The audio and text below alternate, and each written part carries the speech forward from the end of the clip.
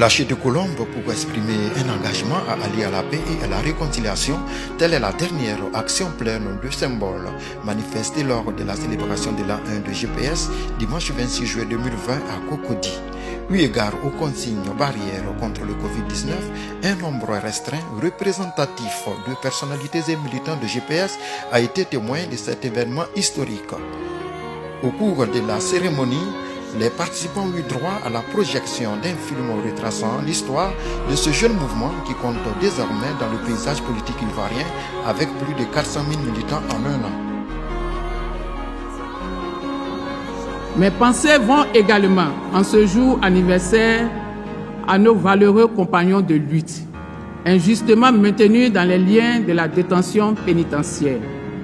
Frères du président Guillaume Kibafori Soro, cadres dirigeants des partis affiliés à GPS, simples adhérents aux sympathisants de GPS, ils subissent dans leur corps les souffrances infligées à des esprits libres, fiers de leurs convictions et de leur attachement aux principes et idéaux de GPS, qui refusent la soumission des citoyens pris individuellement et à la communauté nationale à un pouvoir autoritaire, arbitraire, peu respectueux des idées, des règles du droit civil, pénal et institutionnel dans le respect confrère, stabilité et cohésion à toute société. Une gratitude au visionnaire politique qui, depuis son exil forcé, a eu le nez creux en créant cette force politique qui est de faire la politique autrement dans un état de droit. En effet, depuis le 23 décembre 2019, son siège à la Riviera Golf, pris d'assaut par des forces encagoulées, a été saccagé et est interdit d'accès à ses dirigeants.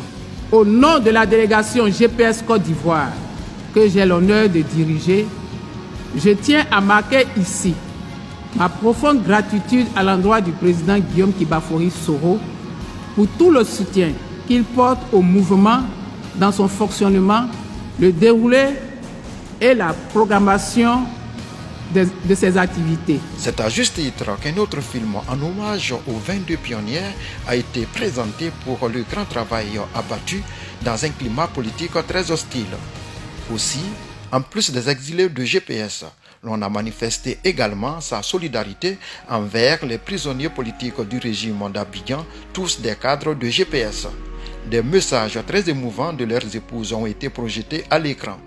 Le tout couronné par une conférence sur le thème GPS Ensemble pour la Côte d'Ivoire. Le conférencier, l'éminent professeur Diakité Samba, qui est par ailleurs le président de l'Union des enseignants de GPS. Ô Fama, le temps est enfin arrivé pour toi de te reposer calmement et doucereusement et de savoir partir après des services rendus à la nation. Ô Fama, avant de partir, fais le dernier geste, le geste d'honneur. Ô Fama, souviens-toi d'hier pour comprendre aujourd'hui et pardonner pour demain. Libère ceux qui t'ont servi hier et dont tu penses encore qu'ils te calomnient aujourd'hui. Ô Fama, permets à une partie de ton peuple qui se trouve encore à l'extérieur, loin de la chaleur des siens, de rentrer au pays pour participer à la vie de la nation. Ô Fama, sois ce médecin qui prescrit une ordonnance pour renforcer le lien maternel pour le bien-être du nourrisson et non cet autre médecin qui préconise l'avortement du rejeton. Ô Fama, tout Fama est sujet de critique et la contradiction est le moteur du changement. Ô Fama, dans la grandeur de ta majesté, sur ce majestueux cheval, deux portes de sortie dans l'histoire sont offertes au roi, au Fama. Sortir grandement par la porte du palais, sous les ovations du peuple, ou sortir par le chat d'une aiguille, sur un cheval borgne, sous les yeux du peuple. Ô Fama, le peuple te souhaite le bon choix et t'annonce ici, par ma voix, qu'il a un représentant valable, qu'il sent, qu'il le sent, qu'il se sent sans sang. Un représentant qui est avec le peuple, autour du peuple, auprès du peuple et dans le peuple. Ce représentant s'appelle Guillaume Kibafori Soro,